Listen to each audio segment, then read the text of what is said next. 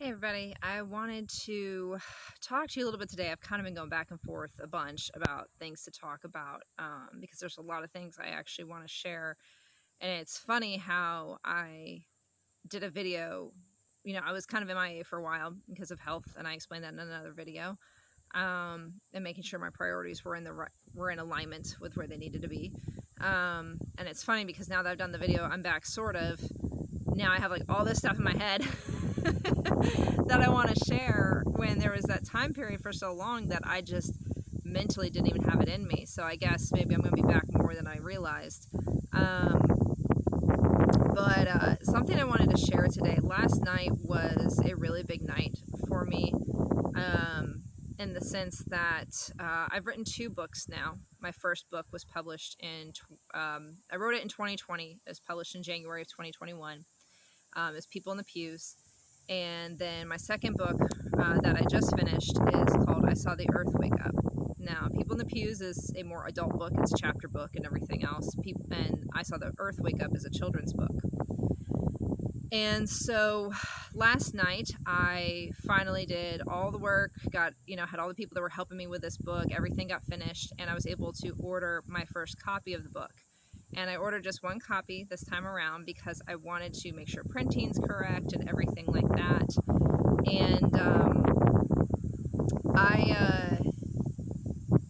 I had this moment last night where I was just really thankful and really grateful and really emotional over the fact that I've written and now published my second book.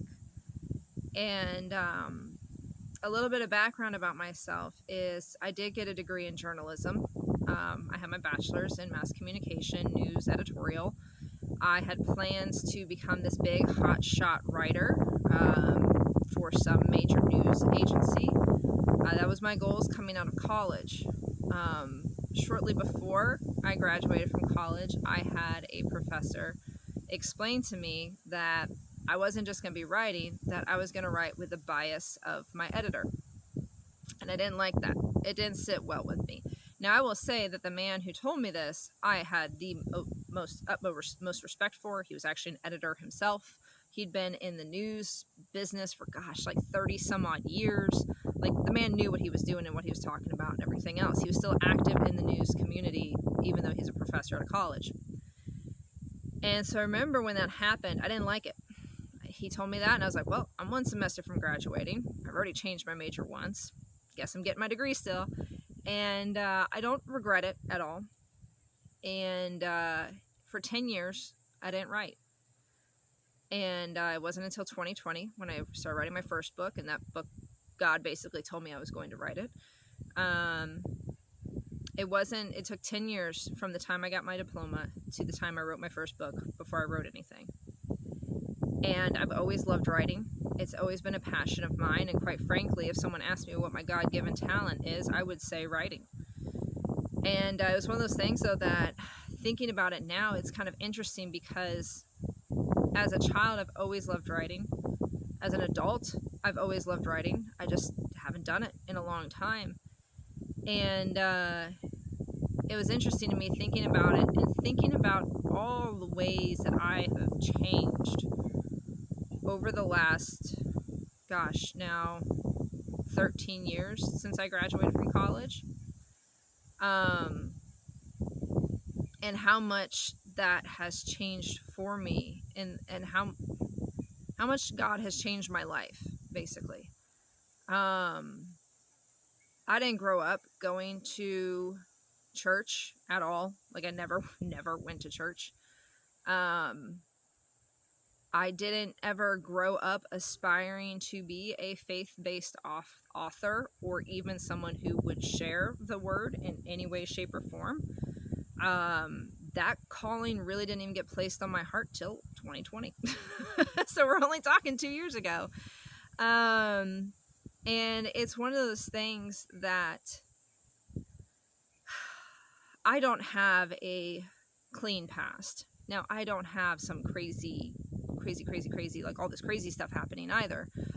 But at the same time, I don't have a clean past. I've done things that are wrong. I've done things that are stupid. I've done things that are outright bad. And I've done things that are outright sin.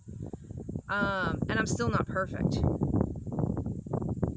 But I think about it, and I think about how, over the years, God was molding me even when I wasn't seeking Him.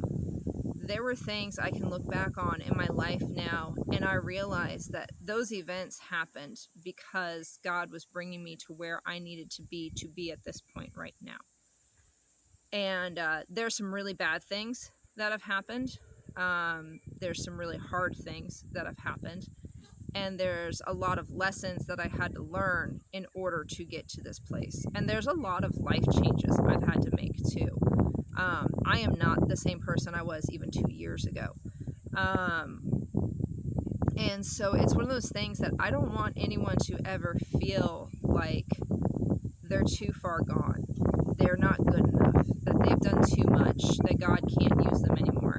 And I think that was basically the premise of my first book, People in the Pews, because you have people who were in that book in gangs, victims of domestic violence. There were, addicts and everything else, alcoholism, drug addiction, human trafficking and everything else. And so, like, there's people who were involved in a lot of horrible things, but they still are being used by God.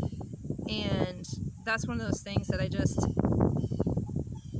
sometimes it takes time. Sometimes it takes us stepping back and stepping away and realizing that like I said, I never aspired for God to use me to write books or anything like that. It's something that now I obviously am doing. But you have to be willing to open yourself up. And, there's a certain point where I hit rock bottom, and I knew that there was no way for my life to get better if I didn't accept God into my life and actually seek Him out. And I think that's basically, especially my first book, the whole premise is all these people hit a point where they couldn't do it by themselves anymore, and they called out to God, and He changed their lives. And He's using all of them now. There's some of them now that are being involved in different aspects of things from their past. They're now helping people who are like their past to get out of that and everything else. And so it was a really cool moment last night. Really humbling moment for me now, looking at my second book, and it being a children's book too. I feel like that's, for me, even more. The first book was big for me, but I feel like this book, because it's for children, it's trying to reach them before the devil's gotten his grips real tight on them. It felt real big to me too, maybe because I am a mom, and maybe because I'm pregnant. Like, maybe I'm a little more emotional for those reasons too about the book. But be open to what God wants to use you for, and ask Him what He wants you to do. Like I said, I plan on being some hotshot reporter in some news agency reporting on, like, the horrible things going on in the world. I would have been miserable doing that. And I'm not one of those people that I'm not willing to work with somebody else's bias. I'm just going to write, and I'm going to write the truth. And so I probably wouldn't have worked in a news agency anyways. But that's something that God knew too. When I was going through the education that I was going through, when I was going through the classes, when I was going through, the training with editing and writing and being clear and concise and this, that, and the other thing, He knew that ultimately He was going to use that for His purposes. And the ironic thing is, when I was going through that education, I was agnostic. So even when at that point when I was pretty dang far, that was probably one of the farthest points I've ever been from God. He was still training me and molding me, and I had no idea. And it's beautiful because He uses people who are broken. He uses people who feel like the least. And He wants everybody to know how much He loves them, and how much He wants them to be close to Him, and how much He wants them to follow His commandments and His rules, and not just, New Testament stuff, Old Testament stuff too, the Torah. I mean, Yeshua, Jesus Himself, taught Torah. Like, that's what Jesus taught. He taught Torah. He wasn't teaching anything new. He was teaching His Father's laws, and His Father's laws are Torah. And so it's one of those things that Torah, Leviticus, the rules in Leviticus. It's one of those things that he wants us to draw nearer to him and to learn from him. And it's a beautiful thing when you can see his hand on your life, whether it's helping you overcome a battle you're going through or him literally changing your life and putting you in a new direction. So that's just something I wanted to share with you guys about what's going on and everything else. It's been an emotional day or so, and I'm super thankful for it. And I'm very thankful for the work he's done in my life. And I'm really excited to be able to share with you guys when the book is officially being launched. Because once I get the single copy and know that it looks good, it's going to be available in mass. So that's exciting.